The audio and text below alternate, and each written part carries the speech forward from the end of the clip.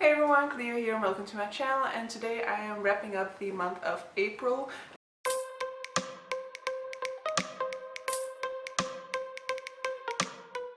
I have a teeny tiny host behind me, which, yeah, I know the camera angle isn't perfect for that, but it's better for my lighting to have the camera in that angle. I'm sorry. You can enjoy her butt if that's what you're into. Alright, let's stop right there because you might have noticed, but all this footage is out of focus. So yes, here I am 2 weeks later because I finally admitted to myself that I cannot edit it in that out of focus state, so I'm refilming it, editing it and bringing it out there to you guys. So this is just a reminder to future Cleo, don't be lazy, check your focus in time. So it's time to round off the month of April. So in April I have quite an okay reading month. In terms of pages, it's one of the best reading months that I've had. Definitely the best reading month for the year so far, though I think May will probably get better as it is currently like a third of the way in the way. I'm currently third of the way into the month of May and it's looking really good.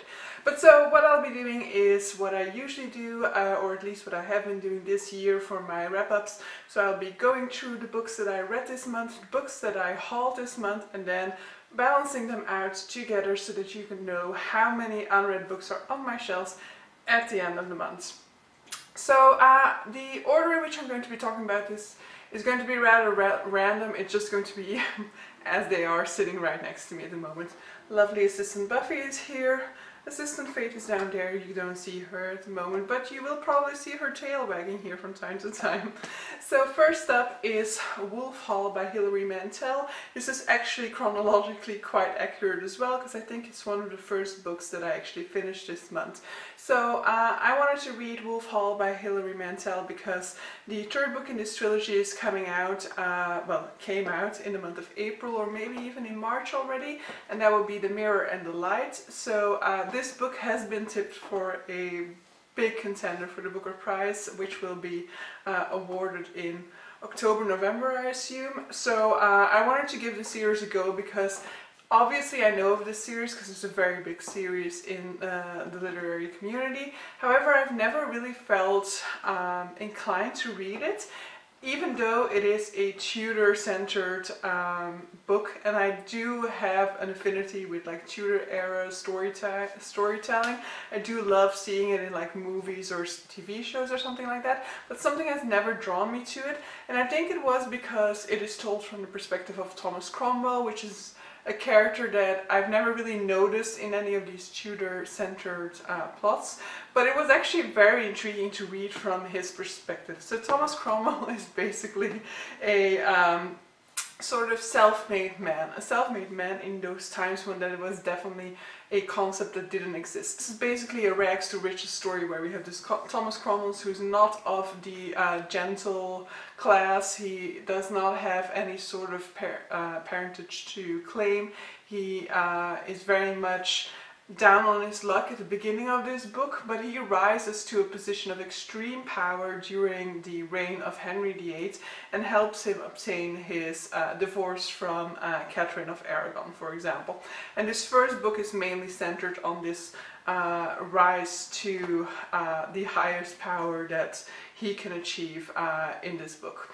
I liked it, and I think it's done interestingly, so we're not really given a sort of full account of everything that is happening in that time. We are kind of just thrown into scenes that have some sort of an import to this story, but you're really just thrown into a scene, kind of have to acclimate yourself to the scene, figure out where you are, because there are time jumps and moves back and forth in time happening as well. And through these scenes you get a very close and intimate look at the machinations and the thoughts of Thomas Cromwell, and I thought it was very well done. But however, I also didn't necessarily feel a huge like push forward into the book for me personally, or a huge sort of like drive to learn more about Thomas Cromwell, neither. I did enjoy it, and I do definitely think that it was very well done, and while listening to it in my case. I did think that it was a very interesting story to follow, but I was never inclined to pick it up at the end of the day or something like that. So I will probably continue with the second one, but it is just not something that like will stick with me in any case. Next up, I'm going to talk about one that is a little bit shorter for me to talk about, and that will be Everything Is Illuminated by Jonathan Safran Foer. So Everything Is Illuminated is a literary fiction work. I love Jonathan Safran's writing. He writes both fiction and non-fiction. I'm sorry if you can hear my cat in the background, but it's very distracting for me. I hope the camera doesn't catch it. But so Everything Is Illuminated by Jonathan Safran Foer is one of his fiction works, and it is it's the only one of the fiction works that I still had to read by him, and I do still have a non-fiction by him as well. This is his debut novel, and I had seen part of the film, but I haven't seen the ending of that film neither, and I do actually think that I probably will prefer the film over this, because this has a very complex structure, which isn't necessarily, it's not something that I hold against it. I actually think it's very intriguing, this structure, because basically we have two characters who meet each other on a journey. So we have Jonathan Safran Foer, who is going to Ukraine to figure out a little bit more about the woman who saved his grandfather during the war. He has a guide who helps him along his journey, who is called Alexander, and we are basically getting the view of both of these characters.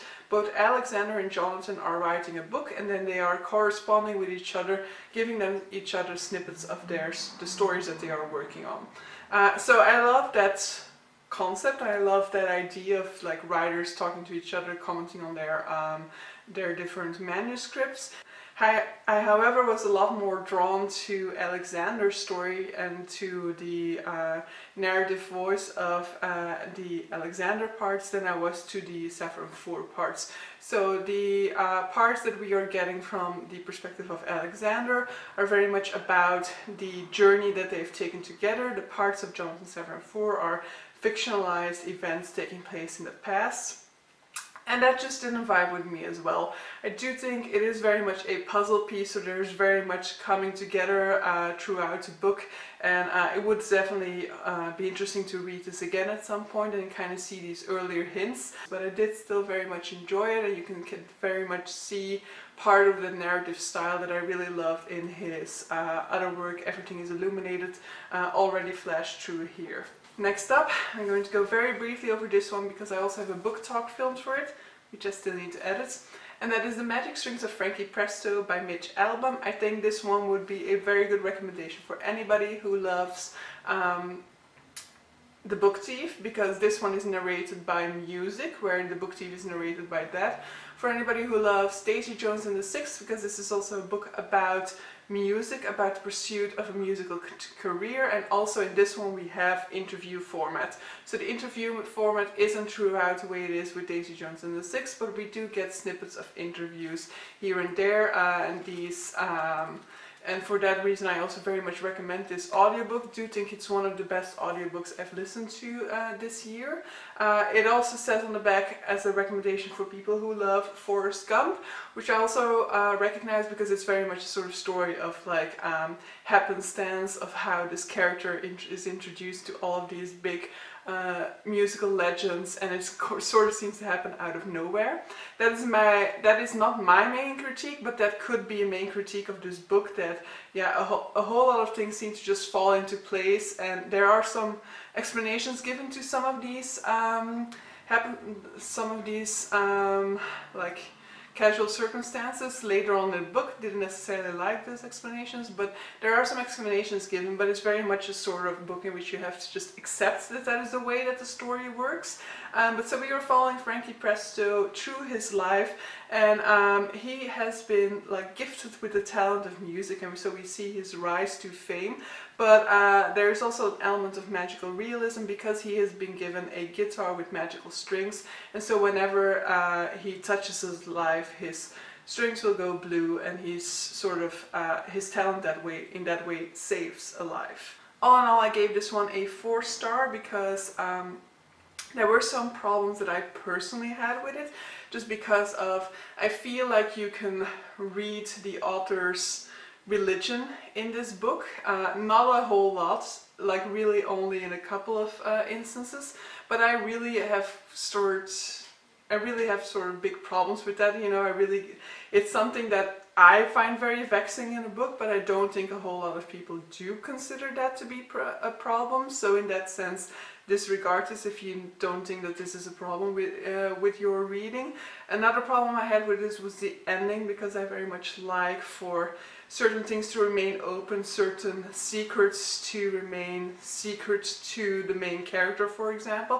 And in this case, a lot of that, it was a little bit too well-rounded for me. I like for certain things to remain open, and I do feel like this tied things up a little bit too completely, you know, and that is part of my problems with it, but that's also probably part of the reason why a whole lot of people would really like this one.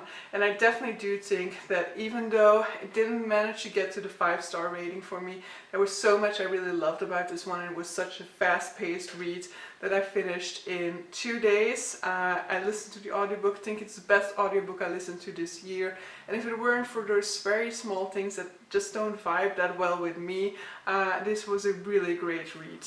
Next up is going to be a somewhat controversial one. It's going to be Six of Crows. The somewhat controversy is going to be that I didn't fully enjoy it, and the more time that passes between me having finished this book and me reviewing this book, the less I like it, just because it's nothing special to me. It's not something that sticks to my mind. And the reason I read this one is because for years I've been struggling with YA, you know, since my early 20s. I've had some YAs that I absolutely loved, and then I read a lot of other YA, and I just felt like it was rehashing the same thing over and over again, so I kind of gave up on it. And then in the last few years I've been trying to get back into YA from time to time, but it's just really not been working out for me. I will say that this one I definitely liked a whole lot more than a lot of YA that I've recently tried and didn't like, but I also didn't think it stood out to me in any sort of way. But so Six of Crows is a heist story in which we are following a cast of 6 characters who are sent to retrieve a prisoner from a maximum security prison.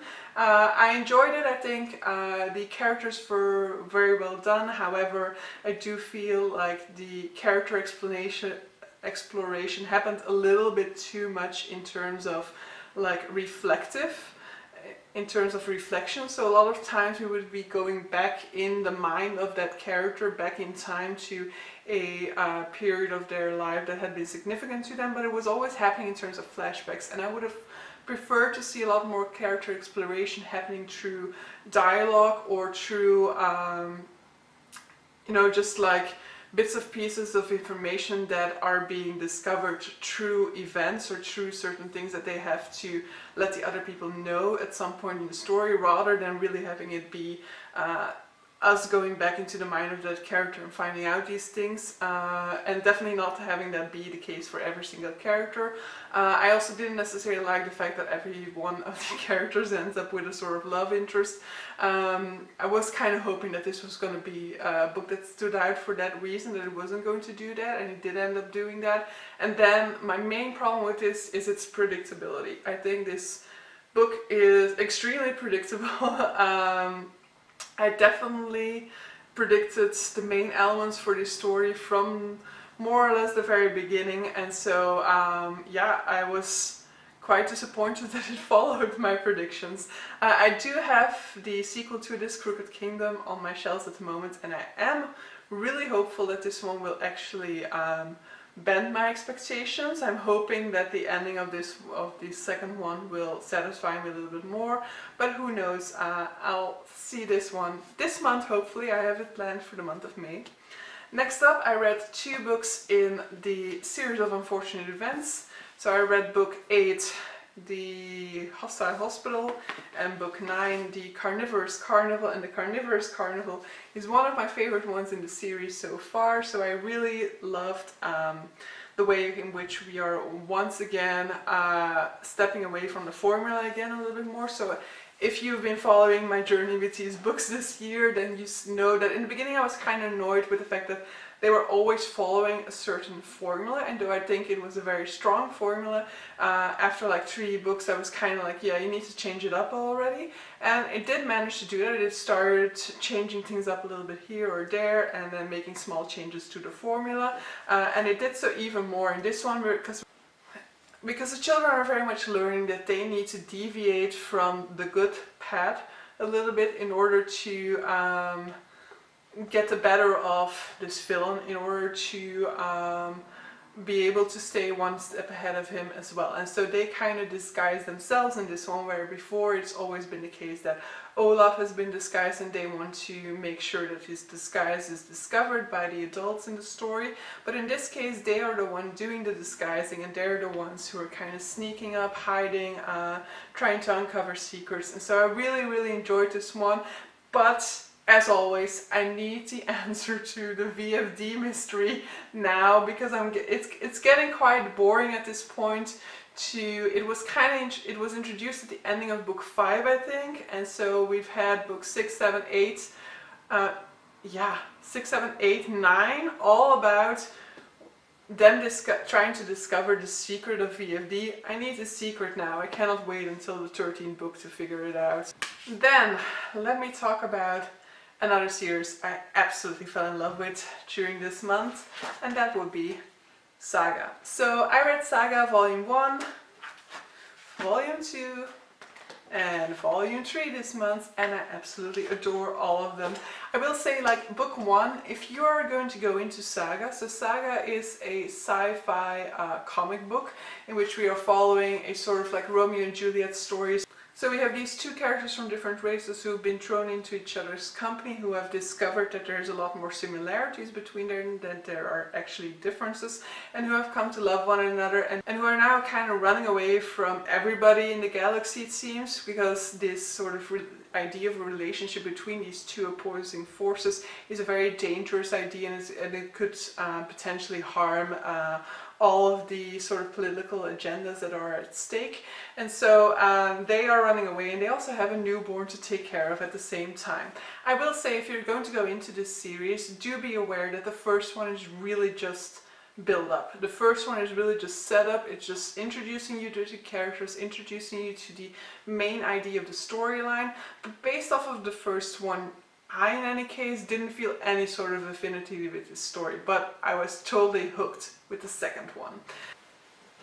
Then I also read a romance novel, and for that I would need to name, sorry Buffy. So the romance that I read is Somewhere I'll Find You by Lisa Kleypas. This was inspired by the fact that I saw the 25th anniversary edition of The Phantom of the Opera this month, and it really made me crave some more of this sort of like romance stories in which theater or the life in the theater is central. And so I went for Somewhere I'll Find You by Lisa Kleypas. So this is a story in which our main character is a young female who is living a life in the theater. She is an actress in the theater, but in secret she is actually the daughter of a nobleman, and she has been married off to an unknown, I don't even remember whether he's a duke or a marquis or whatever, to somebody else in the nobility when they were both very young. And so she really does not want to get sucked into this life. She does not want to recognize this marriage, and so she escapes into London to pursue her career as an actress. Now the fiancé in question wants nothing more than to get rid of his bride-to-be, but he just doesn't seem to be able to find her. He tried to contact her parents, but they won't tell her where she is, and he desperately just wants to find her so that he can cancel this marriage and be free to pursue his own interests. But then at some point he meets up with his future bride without knowing she's his bride, and actually finds himself quite interested. So it's a typical romance. I really enjoyed it. I think it's very fun. It's not going, like, I gave it a 3-star rating or something like that, because for me romance is very enjoyable and things like that, and I really like reading it, but it also doesn't really add a whole lot of value to my reading. And so in the end of the year, when I look back on these books, these are never going to be the books that stick around. I do think that there are some problematic elements to it, with the whole idea of her being an actress unlike other actresses because she isn't willing to sell her body, basically, or she isn't willing to seek out the pleasure of men just in order to enhance her career, which is of course a judgment on other women who were doing that, whereas in the time spirit that we're talking about, that is definitely more or less the only way that they were going to advance in their careers. So that element I didn't necessarily enjoy that much, but it also wasn't highlighted too often. It was just there a little bit at the beginning, mainly to kind of establish her personality, and then I just did kind of get annoyed with it, with this whole idea. But on the other hand, I did kind of grow to, like, it didn't focus enough on that for that to take away from the book for me. And then the final book that I'm going to be talking to you guys about is like my main concern for this month, and that is Killing Commendatore by Murakami, which was actually pretty low on my list of priorities for this month when I set out. So Kate organized round 2 of the Murakami marathon this month, and then I decided, like, okay, I'll jump on the bandwagon and I will prioritize Killing Commendatore. So Killing Commendatore is a book in which we are following our main character. He's a typical Murakami protagonist.